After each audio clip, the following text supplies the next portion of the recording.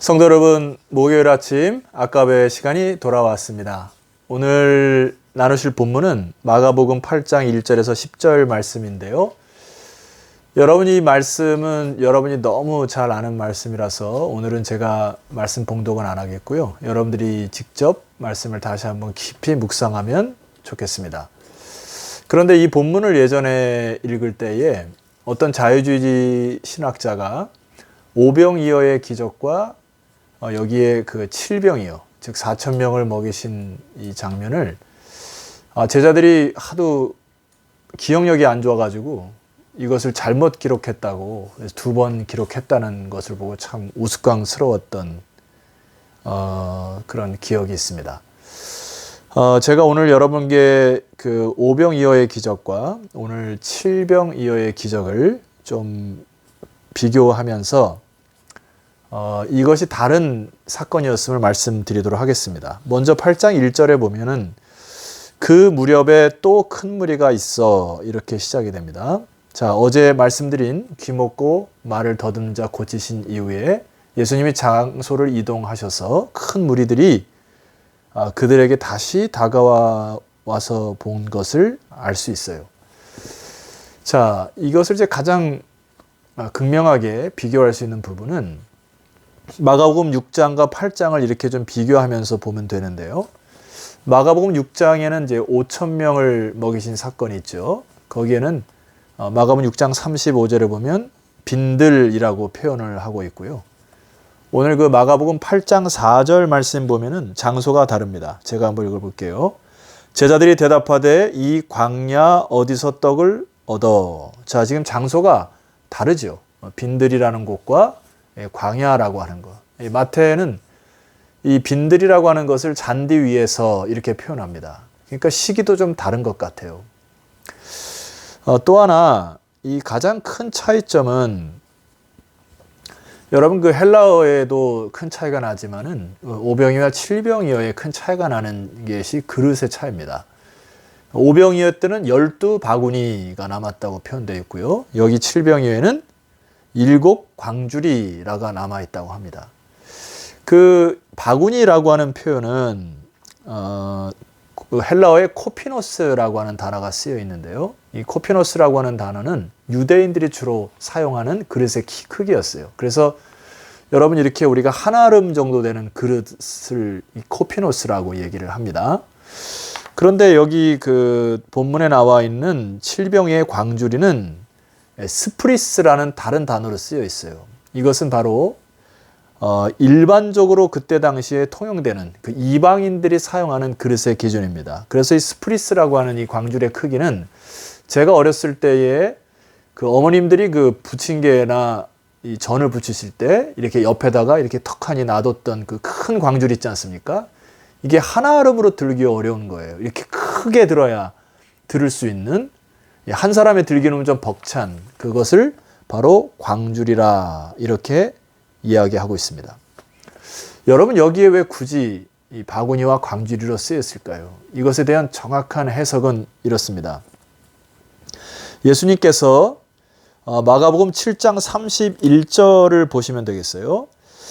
예수께서 다시 두로 지방에서 나와 시돈을 지나고 데가볼리 지방을 통과하여 갈릴리 호수에 이르셨다 했습니다. 지금 상황이 바뀌었죠.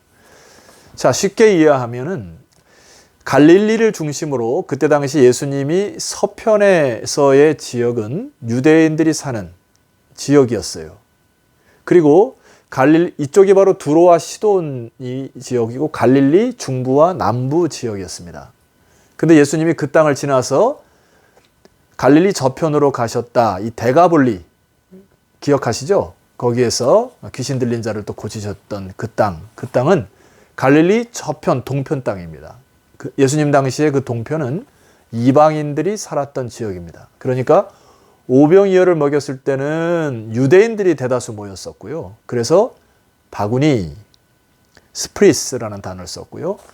요단 동편에서는 이방인들이 주로 사용하는, 이해하기 편하여서 스프리스라고 하는 이방인들의 매저 방법인 광주리를 사용하였습니다. 그러니 이 오병이어와 칠병이어의 사건은 같은 사건이 아니고 다른 사건임을 말씀합니다. 자, 이 사건을 통하여서 제가 여러분과 두 가지로 나누고자 하는 마음이 있습니다.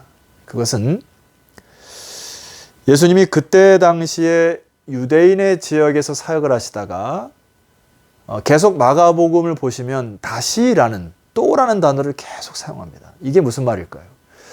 갈릴리 지방의 유대인들에게 복음을 전하시다가 다시 저 갈릴리 동편, 요단 동편 땅에 가셔서 이방인들에게도 전하시다가 또다시 넘어오셔서 유대인들에게 전하시고 또다시 요단 동편에 가셔서 끊임없이 동분서주하시면서 복음을 그때 당시에 유대인들이나 이방인들과 동일하게 취급하시고 차별이 없으신 예수 그리스도를 발견합니다. 사도 바울이 먼 훗날 예수님의 사역을 이제 평가하면서 이렇게 결론을 내리시거든요.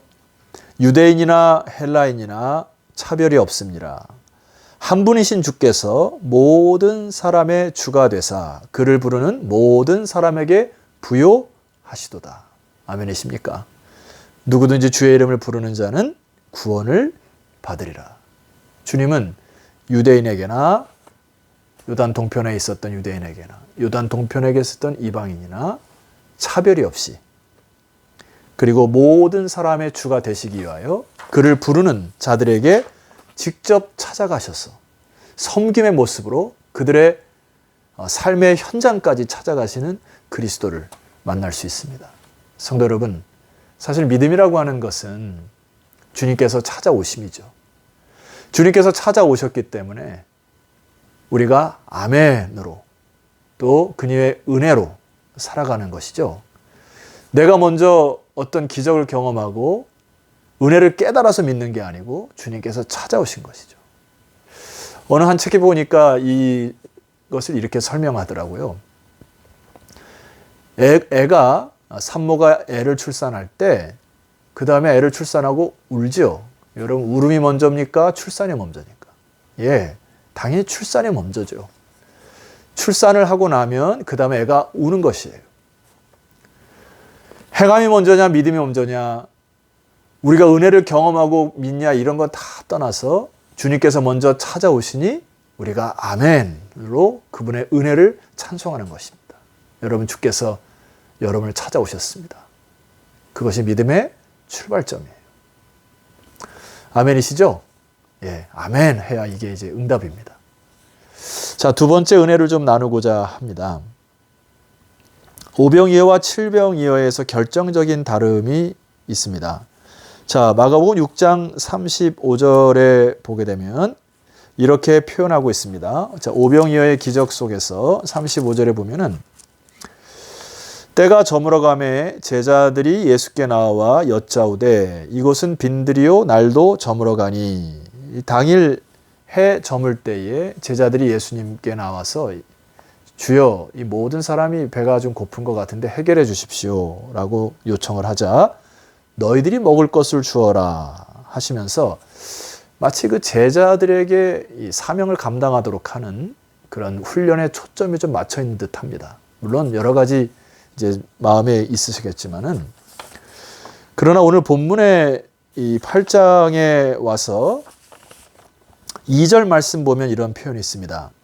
내가 무리를 불쌍히 여기노라. 그들이 나와 함께 있은지 이미 사흘이 지났으나 먹을 것이 없도다.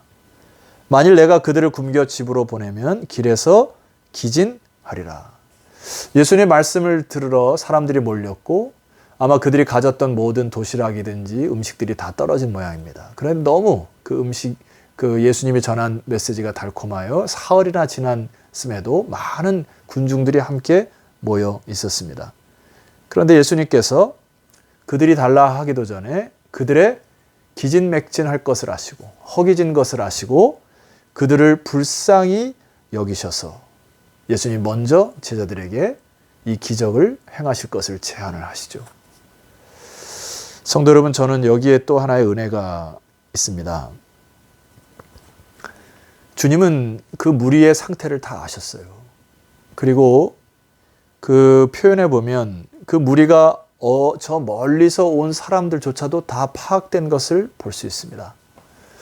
오늘 우리들의 상황과 형편을 주님께서는 다 아신다고 저는 확신합니다. 그래서 사실 우리는 두려워하면 안 됩니다. 무엇을 먹을까? 무엇을 입을까? 이 상황에서 어떻게 생존할까? 너무 두려워하는 것은 믿음이 없는 처사입니다. 저는 요즘에 매스컴을 통해서 참 속이 뒤틀려지는 사건들을 많이 경험합니다. 예를 들어 싱가포르 청년이 영국에서 폭행을 당한 이유는 그가 아시안이라는 하나의 이유였고요. 크루즈배에서 내리지도 못하고 사람들이 돌을 던졌던 사건들이 발생이 됐고요. 호주에서는 휴지 쟁탈전 때문에 이 사재기를 통하여서 휴지를 서로 가지려고 하다가 칼부림까지 났다는 사건을 듣습니다. 자, 성도 여러분, 이 모든 어려움과 역경은 반드시 지날 거예요. 그러나 오늘 주님이 여러분의 상황과 형편을 누구보다 잘 아십니다. 그러므로 너무 두려워하면 안 됩니다. 주님이 오늘 그 허기진 자들의 배를 채우시고 또 생명의 복음을 넣어주시는 그 주님을 묵상하셔서 까마귀로 먹이셨던 하나님을 묵상하셔서 여러분의 두려움과 근심을 다 내려놓기를 주의 이름으로 축원합니다. 사회학자 제레미 리프킨이라는 분이 공감의 시대라는 책에서 이런 말을 했습니다.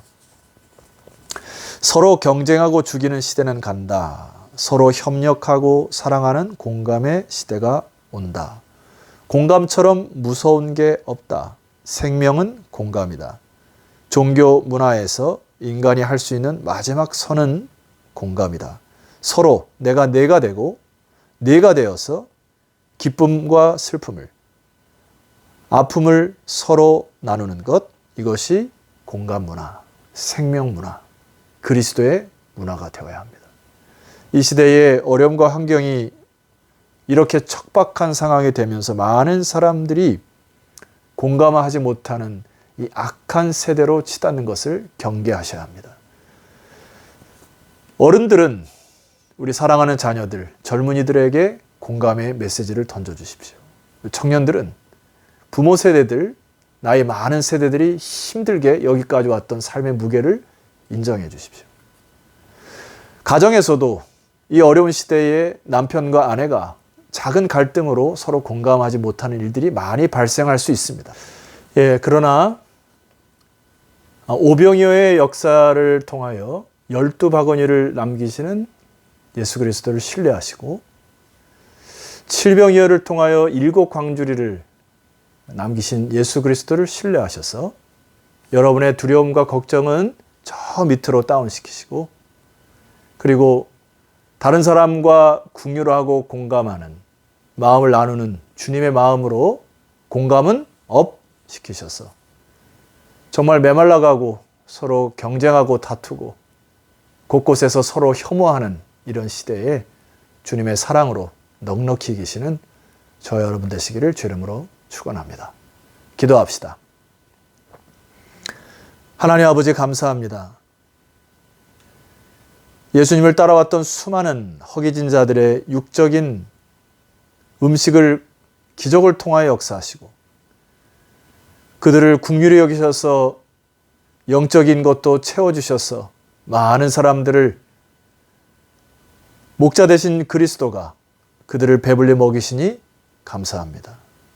오늘 이 시간에도 이렇게 기도하는 주의 백성들에게 주께서 육적으로 양적으로 영적으로 다 채워주실 거 믿고 나에 있는 모든 두려움과 근심들을 내려놓고 주님의 크신 은총 가운데 믿음으로 넉넉히 이기는 믿음의 사람들이 다 되게 하옵소서. 예수 그리스도의 이름으로 기도드렸사옵나이다. 아멘. 네, 성도 여러분 오늘 하루도 승리하시고 또 내일 다시 한번 아까베로 찾아뵙도록 하겠습니다.